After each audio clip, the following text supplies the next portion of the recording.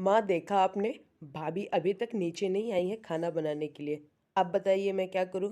पूरा खाना मैं अकेले ही बनाऊँ? भाभी नहीं आने वाली है। हाँ बेटा, आज तो लाडली की पहली रसोई थी, फिर भी नीचे नहीं आई है। आने दो उसे, मैं बताती हूँ। ननद और सास दोनों आपस में ऐसी बातें कर रही थी, तभी वहाँ प्रिया आ जाती है। वो माँ जी, मुझे क्या चाय मिल सकती है? वो क्या है ना, बिना चाय पिए मेरा मन ही नहीं लगता सुबह। ये क्या बहू, आज तो तुम्हारी पहली रसोई थी और पहले ही दिन तुम बिना नहाए रसोई में आ गई। देखो बहू, ये सब तुम्हारे यहाँ होता होगा, हमारे यहाँ नहीं होता है। और वैसे भी रसोई तो मंदिर होता है, उसमें हमेशा इंसान को नहा धोकर ही जाना चाहिए। ठीक है माँ जी, मैं आगे से इन सब बातों का ध्यान रखूंगी।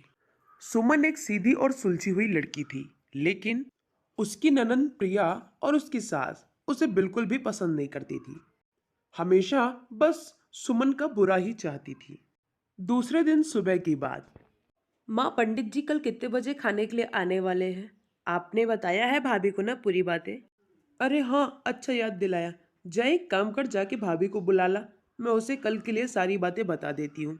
अभी तक बताया नहीं था। आप ना बहुत बेकार हो। हमारी शादी में आपने मुझे कुछ दिया ही नहीं। अब मुझे कुछ ना कुछ आपसे चाहिए, मैं नहीं जानती कुछ। अच्छा दोनों बाबा, पति ले पत्नी लेना। आपस में बात कर रहे थे, तभी वहां प्रिया पहुंचती है। अरे आओ प्रिया, बैठो। मैं तो बस अभी नीचे आने ही वाली थी। क्या हुआ प्रिया, तुम्हें कुछ काम था क्या मेरे से? हाँ भैया भाभी, मुझे आप दोनों से काम था। आप दोनों की शादी में आपने मुझे कुछ नहीं दिया है, इसलिए अब मुझे महंगा सा कोई गिफ्ट चाहिए।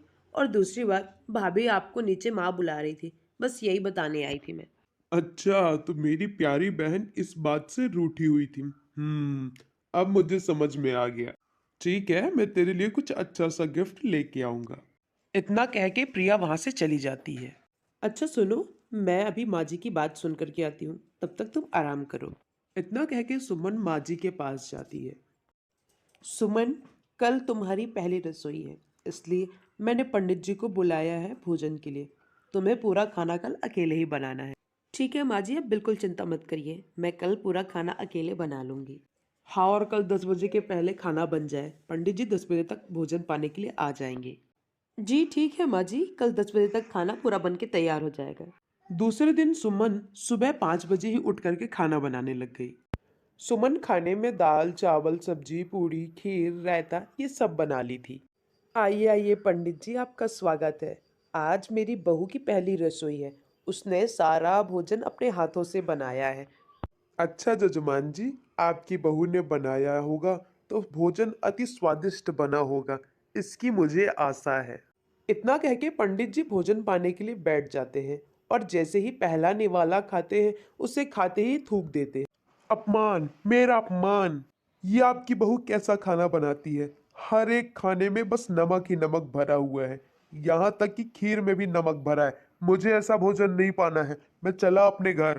पंडित जी की ऐसी बात सुनकर के शांता देवी पंडित जी से क्षमा याचना करने लगी, लेकिन पंडित जी ने नहीं माना और वो अपने घर चले गए। इस बात से शांता देवी सुमन के ऊपर बहुत ज्यादा गुस्सा होती है। पर सुमन चुपचाप सब कुछ सुन रही थी, लेकिन उसे यकीन नहीं हो रहा था कि उससे इतनी बड़ी गलती कैसे हो सकती है। आखिर खीर में वो नमक कैसे डाल सकती है। लेकिन ये काम तो प्रिया ने किया था, क्योंकि भैया भाभी की लव मैरिज हुई थी और ये बात प्रिया को बिल्कुल पसंद नहीं थी। कुछ दिन ऐसे ही चलता रहा। प्रिया हमेशा काम बिगाड़ जाती और पूरी डांट सुमन को पड़ती। लेकिन अचानक से एक दिन प्रिया का पैर फिसलने के कारण वो वहीं पास गिर जाती है। बचाओ। तभी वहां सुमन दौड़कर आती है। प्रिया को पैर में मोच आ गई थी। तभी सुमन ने उसे अपने गोदी में उठा करके रूम तक लेके गई।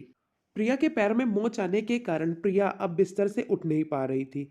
सुमन उसकी दिन रात सेवा करती, पूरा दिन बस प्रिया के पास ही बैठी रहती।